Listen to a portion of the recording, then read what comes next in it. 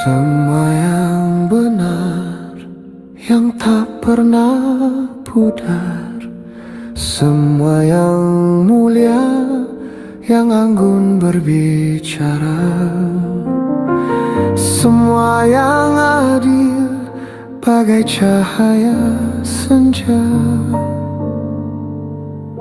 Pikirkanlah itu di dalam hatimu. Semua yang suci, yang jernih di hati, semua yang manis bagaikan pagi, semua yang sedang didengar, bawa damai, bawa benar.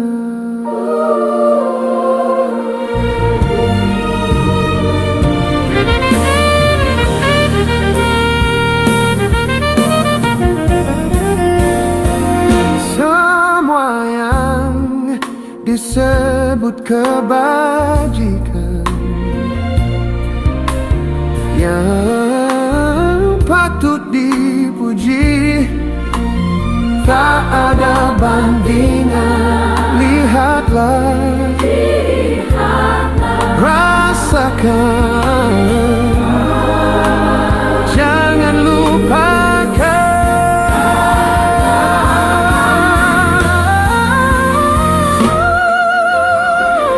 Pikirkanlah semuanya itu Seperti langit biru, seperti embun pagi, menghidupkan hari.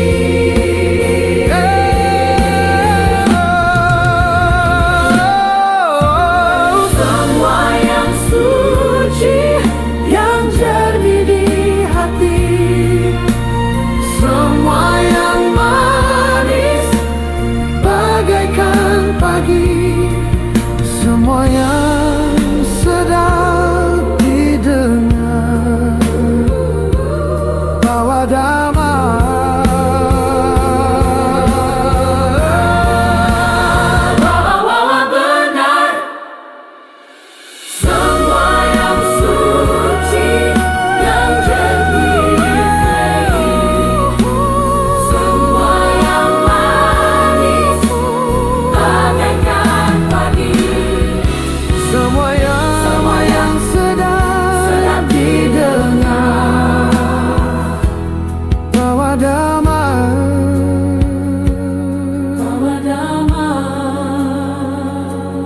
bawa benar.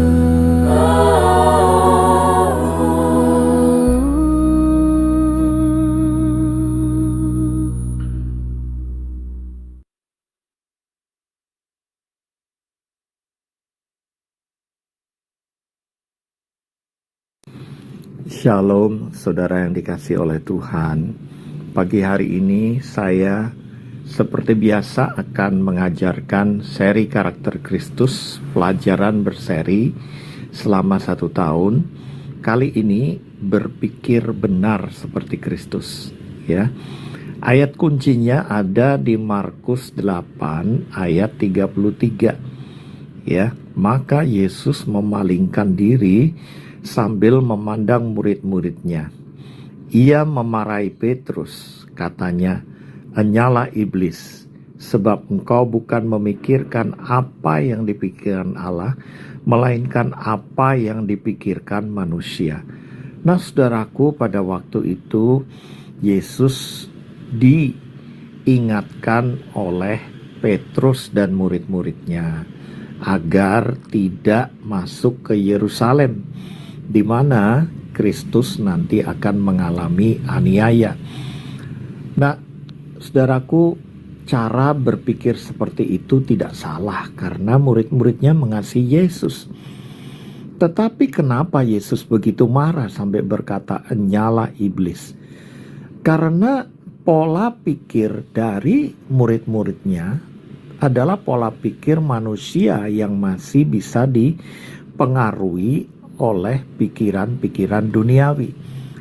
Contohnya Galatia 3 ayat 1, Paulus juga merebyuk atau menengking orang-orang Galatia. Dia berkata persis seperti Yesus, "Hai Galatia, orang-orang Galatia yang bodoh, kemana salib Kristus yang semula ada di pikiranmu? Sekarang kenapa ada hal-hal yang duniawi?" Sehingga kalau saudara lihat, Galatia itu seperti kita ya, kehidupan orang Kristen tapi pikirannya duniawi, sehingga ada di Galatia 5 19-21 itu buah-buah kedagingan. Orang duniawi selalu hidup dengan daging, keinginan mata, dan keangkuhan hidup. Sedangkan kalau orang yang berbuat menurut firman Allah dipimpin oleh Roh Kudus, ayat 22-23, dia berbuah-buah Roh Kudus. Itu sebabnya saudara, ketika kita belajar berpikiran benar, kita harus bisa membedakan mana pikiran yang duniawi dan mana pikiran yang dari Kristus, yang ilahi. Ya, mari kita lihat pikiran yang selaras dengan Allah. Ya, maknanya adalah Yesus menegur Petrus bukan karena niatnya jahat, tidak. Saya katakan tadi, semua murid Yesus termasuk Petrus bilang kepada Tuhan Yesus agar tidak memasuki area di mana dia akan mati di kayu salib, karena beberapa kali dia sudah sampaikan itu. Dia tidak akan lama lagi, waktunya sudah dekat. Tetapi Kristus menegur murid-muridnya, terutama Petrus, karena cara berpikirnya tidak selaras dengan pikiran Allah. Petrus berpikir secara manusiawi, secara duniawi, yaitu menghindari penderitaan. Bukankah saudara dan saya juga begitu?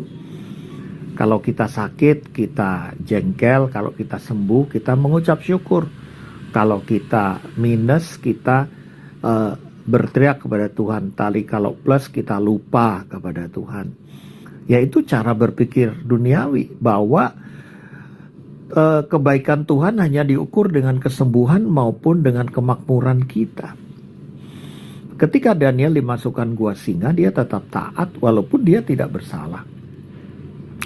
Saudaraku, banyak kali pengalaman saya tidak merasa bersalah, tiba-tiba dikucilkan, di-off-kan, dizolimi, dikhianati, bahkan dikata-katai yang buruk ya.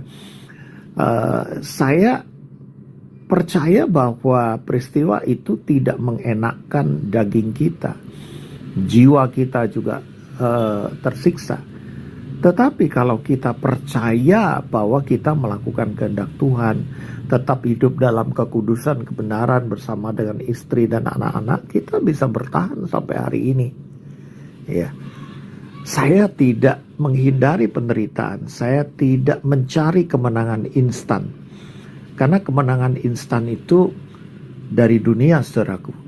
Pada waktu itu murid-murid dan Petrus ingin Mesias itu menjadi raja di dunia, raja yang bisa sembuhin orang, bisa kasih makan, itu pasti luar biasa. Bahkan sampai ketika Yesus mau naik ke surga, itu mereka tuh masih di Kisah Rasul awal itu, mereka tuh masih bertanya, Tuhan, kapan kamu mau mendirikan kerajaanmu? Jadi di pikiran mereka kerajaan Allah itu adalah kerajaan jasmani, bukan rohani gitu loh. Ya. Allah memiliki rencana melalui salib, ya, salib penderitaan. Lambangnya orang Kristen itu salib, bukan yang lain, ya. Berpikir benar berarti melihat dari perspektif Allah, bukan perspektif daging. Saya ulangi lagi, berpikir benar maknanya melihat dari sudut pandang Tuhan, bukan duniawi atau daging. Nah, mari kita lihat ciri-ciri berpikir manusiawi, flash thinking, yaitu reaktif, emosional, tanpa dasar firman. Fokusnya kepada kenyamanan bukan kebenaran. Menolak proses dan penderitaan. cepat menyimpulkan, lambat mendengar. Petrus bicara tanpa mengerti rencana Allah dan berpusat pada diri sendiri, perseverance, ya, self preservation. Pikiran manusia mengutamakan keselamatan pribadi, bukan ciri-ciri kehendak Allah. Nah, saudaraku, sekali lagi saya katakan, kalau bisnis kita rugi, kalau kita belum sembuh, kalau kita masih mengalami penderitaan di dunia ini, ingatlah doa Tuhan Yesus. Dia tidak akan membawa kita pulang sebelum waktunya, tapi Dia mau melindungi kita daripada yang jahat. Saya mau bersaksi, saya cucu saya meninggal, mengalami persoalan di pekerjaan, mengalami persoalan di pelayanan, mengalami persoalan di sekolah-sekolah yang saya pimpin. Kemudian ada pergumulan orang lain yang saya pikirkan, sampai pada satu titik ketika saya mengalami serangan jantung di meja operasi itu, saya bilang, Tuhan, apakah ini waktuku selesai? Karena dokternya bilang penyumbatannya sudah sampai 99%, berarti tinggal 1% tuh saya meninggal. Tapi dalam alam roh saya melihat Tuhan itu senyum dan geleng kepala, artinya belum waktunya. Dan ketika selesai operasi, dokter bilang, Pak Yakub, Bapak sudah sembuh. Ya, memang teknologi sekarang hebat ya. Saya 1 ring, 2 balon, dan kemampuan daripada jantung saya sudah dilebarkan lagi sampai 90% katanya. Wow, itu luar biasa. Memang saya merasa lebih baik dan lebih segar, walaupun memang harus pelan-pelan ya melatih lagi. Nah, saudara, kalau secara manusia saya itu menghindari penderitaan. Saya menghindari proses dalam hidup ini yang rasanya kok ada aja tiap hari. Nanti ada lagi siang nanti saya dipanggil yang bukan menjadi tanggung jawab saya harus membayar ratusan juta ya. Jadi saya punya gedung kantor itu belum laku, tapi IPL-nya itu tertunggak ya. Kita nggak pakai selama berapa tahun pandemi itu, dan nanti siang saya dipanggil. Ya, saya percaya bahwa segala sesuatu itu Tuhan yang selesaikan satu persatu. Ya, saudara yang dikasih oleh Tuhan, ciri-ciri berpikir menurut Allah adalah godly thinking, selaras dengan firman Tuhan. Rencana kekekalan dari Tuhan itu melihat masalah dari perspektif kerajaan Allah. Perspektif kerajaan Allah itu bicara mengenai damai sejahtera, sukacita, kebenaran dan kuasa. Kerajaan Allah bicara mengenai damai sejahtera, sukacita, kebenaran dan kuasa ya. Penuh ketaatan, bukan kenyamanan ya. Menerima proses salib dan disiplin. Berorientasi pada perubahan karakter, bukan hasil instan, saudaraku. Allah bekerja lewat proses panjang untuk membentuk hati dan pikiran kita. Jadi percayalah bahwa kalau kita lagi mengalami persoalan ya, dan saya doakan saudara-saudara juga, penyakit nomor 1, yang kedua keuangan, yang ketiga hubungan, yang keempat mungkin masalah sosial ya, masalah kejiwaan. Kita sudah berdoa, Tuhan pasti dengar kok. Ya, kita lalui aja kehidupan ini dengan berpikir benar ya, berespon benar. Dan selanjutnya kalau kita berpikir ilahi atau sesuai kehendak Allah, godly thinking, itu rendah hati untuk dikoreksi. Ya, saya terbuka untuk koreksi, saya selalu terbuka untuk kritik. Saya selalu bertemu dengan Pak Mardi secara berkala, dengan Bu Ria, dan mereka orang yang baik, orang yang tidak pernah menyimpan hidden agenda, menyatakan apa yang benar, apa yang salah, apa yang baik, apa yang buruk. Anak-anak saya juga begitu, istri saya apalagi ya. Kalau sudah saya keliru di pandangan mata dia, belum tentu saya salah, tapi ya sudah langsung dikoreksi. Nah, apakah kita cukup rendah hati untuk dikoreksi? Cukup menerima kritikan itu dengan humble, ya, tidak membalas, ya, tidak mencari alasan. Nah, saudara, prinsip-prinsip berpikir benar menurut Kristus adalah menjadi satu dengan Kristus. Caranya apa? Korabdio, baca firman. Saya sebelum buka HP selalu saya bilang, kau sendiri yang berbicara lebih dahulu Tuhan. Tiap hari itu. Ya, setiap bangun tidur selalu saya bilang Tuhan, nyebut nama Tuhan. Ya. 1 Korintus 2:16, kita memiliki pikiran Kristus. Artinya pola pikir, nilai, cara menilai dan cara memutuskan harus diselaraskan dengan Kristus. Ya. Jadi begini contohnya, kalau saya misalnya dikhianati, saya dikritik, ya saya berpikir Kristus menghadapinya gimana ya. Jadi itu membuat saya bisa berespon benar. Saya tidak langsung bereaksi, tapi kalau orang itu menipu saya pernah menolong orang, dia mengaku sakit, dioperasi sampai keluar belasan juta, nggak taunya dia memakai uang itu untuk hal yang lain, menipu saya. Bahkan dia mengaku sudah meninggal, saudaraku, dan dia minta uang temannya, keluarganya minta uang pemakaman dan lain sebagainya. Saudaraku, saya begitu sedih dan kalau mau dibilang marah ya marah. Tapi ketika saya memandang hal itu dari sudut pandang kacamata Kristus, saya tiba-tiba turun belas kasihan. Hanya untuk dapat uang segitu aja perlu mengaku sakit bahkan meninggal. Saudaraku, ketika dia sudah begitu lama menderita, ya, karena orang menipu kita nggak masalah. Yang menipu itu ada hukuman dari Tuhan. Dia minta ampun, dia minta maaf. Apakah Bapak mau maafkan saya?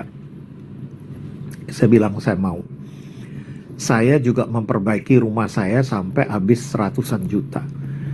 Tapi kesalahan saya memang tidak memeriksa secara detail tiap hari, ya, karena seharusnya dikontrol, ada mandor gitu. Ketika baru jadi setengah gitu, dia bawa lari uangnya semua. Jadi saya juga nggak bisa bilang Tuhan kenapa malaikatmu gak jagain, nggak bisa juga, ya, karena saya pernah di Jerman itu diantar oleh seorang ibu gembala, ya, berdoa di airport di Jerman, dan dia berdoa dengan tutup mata, tiba-tiba tasnya yang mahal hilang. Dia langsung bilang, kok malaikat gak jaga nih? Saya bilang kalau malaikat nggak jaga tas, ya, jaga manusia gitu. Nah, teman-teman, waktu itu saya sudah ya saya nggak ada uang lagi untuk menjalankan, karena uang itu seharusnya sudah jadi bangunan itu, tapi baru separuh, saudaraku. Jadi terbengkalai sampai hari ini. Dan saya sekali lagi ketika melihat dari sudut pandang kacamata Allah, saya cuma merasakan bahwa orang itu perlu belas kasihan, ya, istrinya banyak dan saya udah injilin tapi dia juga iya tapi tidak melakukan kebenaran. Ya saya kasihan aja gitu. Nggak taunya pas saya satu hari di hari ulang tahun saya, dia chat dari Lampung, ya. Dia begitu sedih, menangis tiap hari dan dia minta maaf pada saya. Tidak ada cara lain ketika saya menggunakan pandangan Kristus. Saya memaafkan dia, saya tidak meminta tanggung jawab dia untuk gimana-gimana. Kalau memang bisa, ya saya udah gak mau lagi, karena kerjanya juga gak bagus gitu. Jadi saya bilang sama Tuhan, Tuhan kirim orang lain aja lah gitu. Tapi saya memaafkan dia. Banyak sekali, saudaraku, orang-orang yang menipu, menyakiti. Saya terasa begitu bodoh, ya gitu. Tapi saya percaya kesaksian ini bisa menolong Anda semua untuk melewati proses ini tanpa dendam, tanpa rasa malah, tanpa benci, ya. Saudaraku, selanjutnya selain bersatu dengan pikiran Kristus, kita memperbarui Pikiran itu setiap hari. Tiap hari, saudaraku. Roma 12 ayat 2, janganlah menjadi serupa dengan dunia ini. Dunia itu kedagingan, keinginan mata, keangkuhan hidup. Tapi berubahlah oleh pembaruan budimu, cara berpikir kita. Pikiran diperbarui menghasilkan hidup yang diperbarui. Ya, contohnya hari Sabtu kemarin ya, itu hari keluarga, hari istirahat saya. Tapi ada orang yang minta dikonseling, ada orang minta didoakan, dan saya berkata baik, tapi 1 jam aja ya gitu. Dan saya selalu izin sama istri apakah oke. Kalau istri saya oke, saya melaksanakan pelayanan itu. Saudaraku, bukan berarti tubuh ini tidak boleh beristirahat, boleh makan enak, boleh. Tapi dahulukan kerajaan Allah, yaitu kebenaran, damai sejahtera, sukacita, kuasa, di mana kita bisa berdampak buat orang lain, menolong orang lain, ya bahkan menelpon, mendoakan. Tiap hari kami mendoakan lebih dari 100 nama. Dan hidup kita bukan fanatik, ya menghadirkan hadirat Tuhan di rumah itu, ya membicarakan hal-hal yang baik, yang indah, yang benar, mutar lagu rohani, sehingga pembantu kami juga ikut nyanyi. Driver saya juga merasakan ada damai gitu loh kalau dekat dengan kami. Nah, saudaraku, pembaruan budi itu tiap hari ya. Kalau lolos 1 hari aja, kita rasanya hari itu jadi tanpa Tuhan gitu. Ya, yang ketiga, menawan setiap pikiran kepada Kristus. Ya, jadi hal-hal yang buruk itu harus ditangkap, dibawa kepada Kristus. 2 Korintus 10 ayat 5, kami menawan segala pikiran dan menaklukkannya kepada Kristus. Pikiran yang tidak diproses dalam Kristus akan memimpin kehidupan kita ke salah arah. Kalau kita misalnya mau memilih, mau mengambil keputusan, saya mau berlibur ke sini, ke situ, ya, saya percaya semua itu didoakan. Ya, Pak Mardi sekeluarga mau berlibur ke Amerika gitu, saya yakin ya semua udah didoakan. Saudaraku, boleh kehidupan ini berjalan dan jangan jadi orang aneh. Tetapi jangan lupa kita menyerahkan, memproses segala pilihan dan keputusan kita itu kepada Tuhan. Itu artinya menawan segala pikiran dan menaklukkannya, agar tidak ada kedagingan, tidak ada keinginan mata dan keangkuhan hidup. Ya. Kelima, langkah praktis melatih karakter berpikir benar. Ya, pertama, ujilah setiap pikiran dengan firman. Tanya apakah ini sejalan dengan kebenaran. Apakah ini memuliakan Kristus? Apakah Kristus juga demikian? Nah, itu selalu saya lakukan. Ketika sopir saya juga mau marah, ngebel gitu, saya bilang sudah, sabar. Buah-buah Roh Kudus itu seyogianya tiap hari kita alami, saudaraku. Sampai yang ke-9, penguasaan diri. Kedua, tundukkan ego dan keinginan pribadi. Saudaraku, kita punya hobi pasti, punya keinginan, bukan hanya kebutuhan. Tetapi ya, utamakan kebutuhan dulu. Keinginan boleh kalau ada berkat. Janganlah menggunakan kartu kredit, menggunakan hal-hal yang seharusnya tidak kita gunakan untuk berfoya-foya. Saya melayani sepasang suami istri yang memang hidupnya pas-pasan tapi hidupnya berfoya-foya. Ya, sekarang mereka berdua menuju ke kebangkrutan, saudaraku. Ya, jadi mohon hidup dengan proses, jangan sampai hanya dilihat di media sosial bahwa hidup ini indah. Semuanya itu palsu. Ya, saya membaca artikel bahwa Dubai itu indah tapi di dalamnya itu neraka. Ya, saya pernah ke New York ya, pelayanan barusan bulan lalu. Semuanya nampak indah tapi sebetulnya dalamnya neraka. Saudaraku, do not believe with whatever you see. Jangan percaya dengan apapun yang kau lihat. 2 Korintus 4 ayat 18. Biarlah engkau belajar melihat yang tidak terlihat. Karena yang terlihat itu sifatnya sementara, yang tidak terlihat sifatnya kekal. Ya, yang ketiga, latih pikiran Kristus lewat disiplin rohani. doa yang terarah. Artinya bukan doa minta aja, tapi doa mengucapkan firman. Sesuai firman-Mu Tuhan, sesuai firman-Mu Tuhan. Ya, meditasi atas firman. Bukan hanya membaca, tetapi merenungkan dan melakukan pada hari itu. Pengendalian diri terhadap pikiran negatif.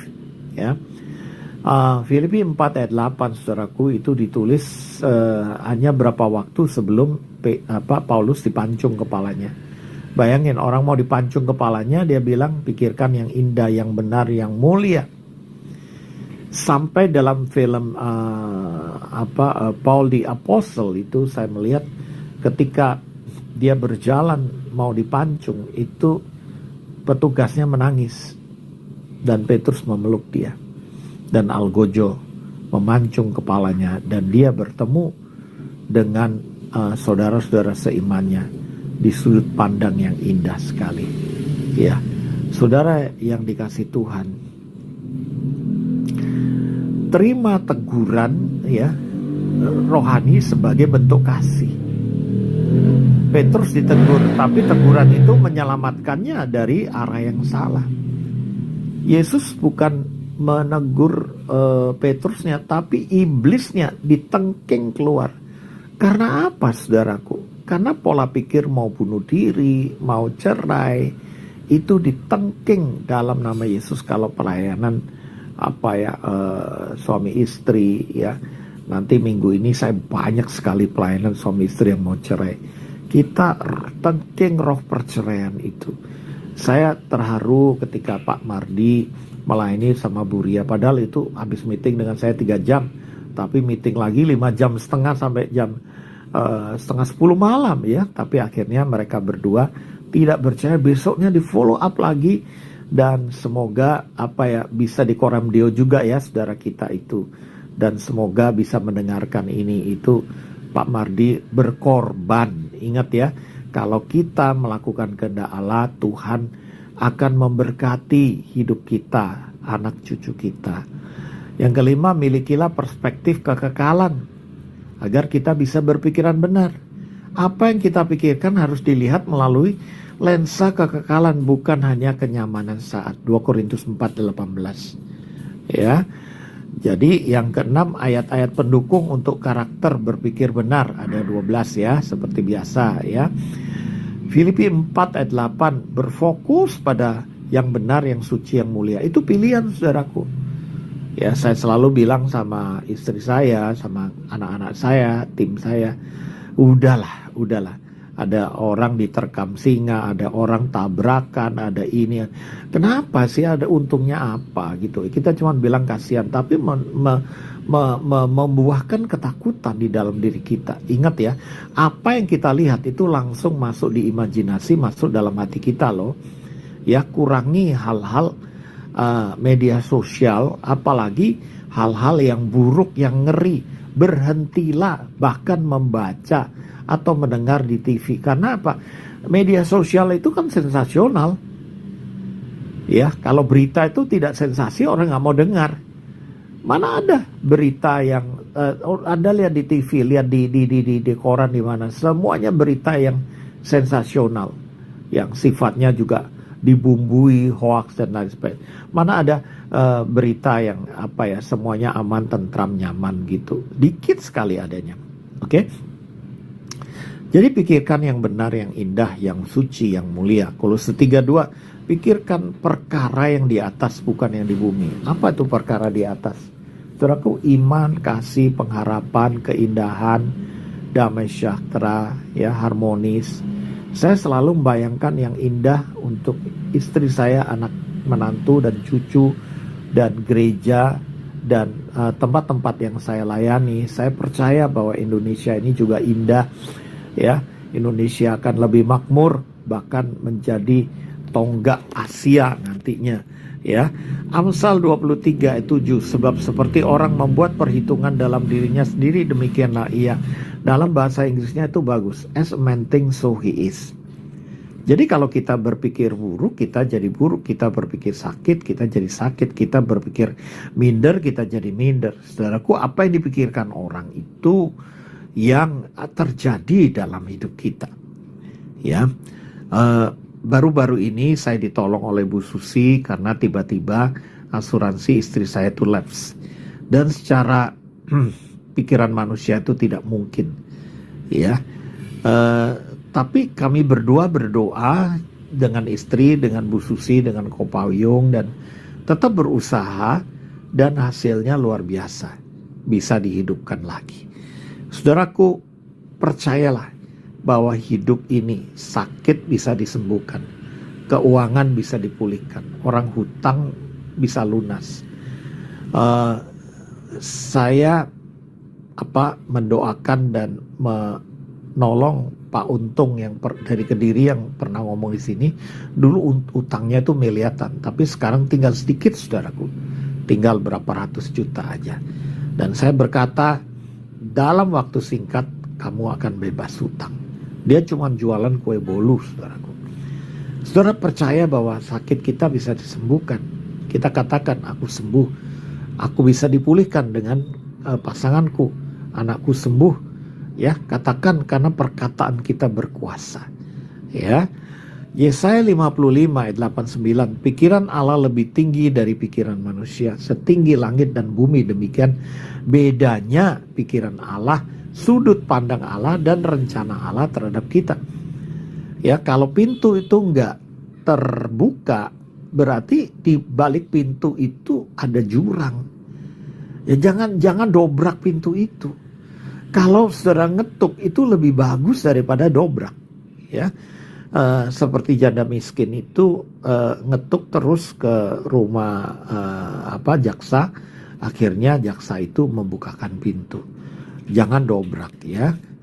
Kiranya renungan hati berkenan kepada Tuhan. Mazmur 19 ayat 14. Ya, apa saja yang kita renungkan itu Tuhan tahu, karena Tuhan ada di dianoia kita.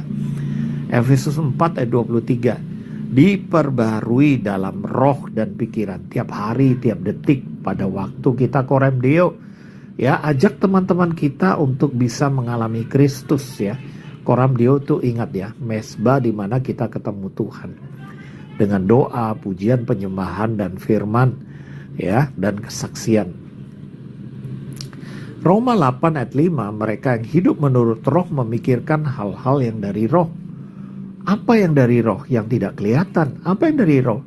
Iman, kasih, pengharapan. Apa yang dari roh? Bukan kedagingan, bukan keinginan mata, bukan keangkuhan hidup. Roh bicara mengenai iman, bicara mengenai damai sejahtera, bicara sukacita, bicara tentang pengharapan, bicara tentang kebenaran, ya.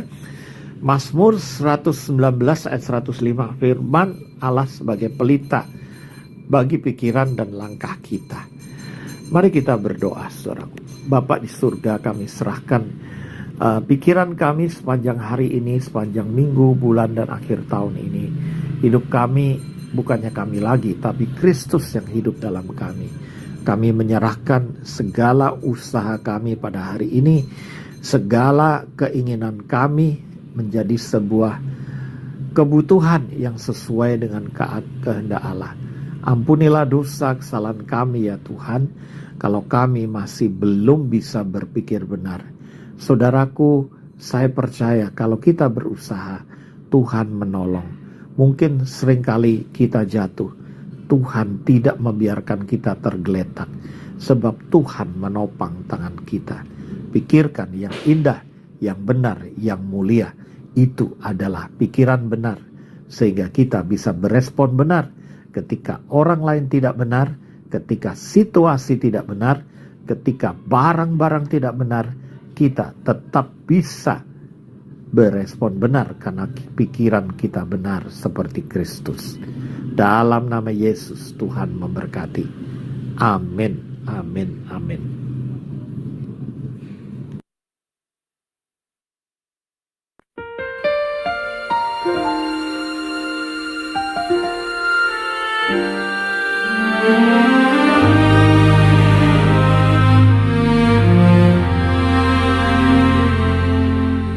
Semua yang benar, yang tak pernah pudar, semua yang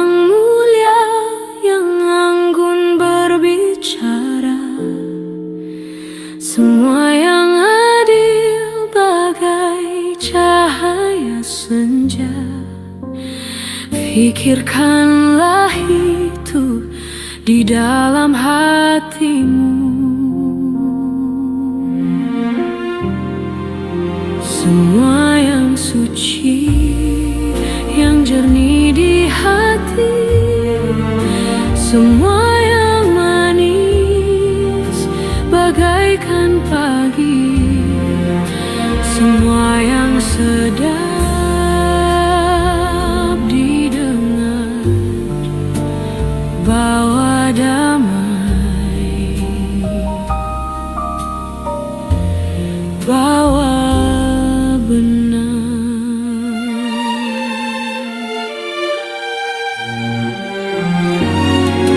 Semua yang disebut kebajikan, yang patut dipuji, tak ada bandingan. Lihatlah, rasakan, jangan lupakan. Pikirkanlah semuanya itu seperti langit biru, seperti embun pagi menghidupkan hari. Semua yang suci, yang jernih di hati, semua yang manis bagaikan pagi, semua yang sedap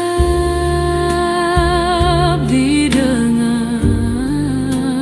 wadamai, bawa benar.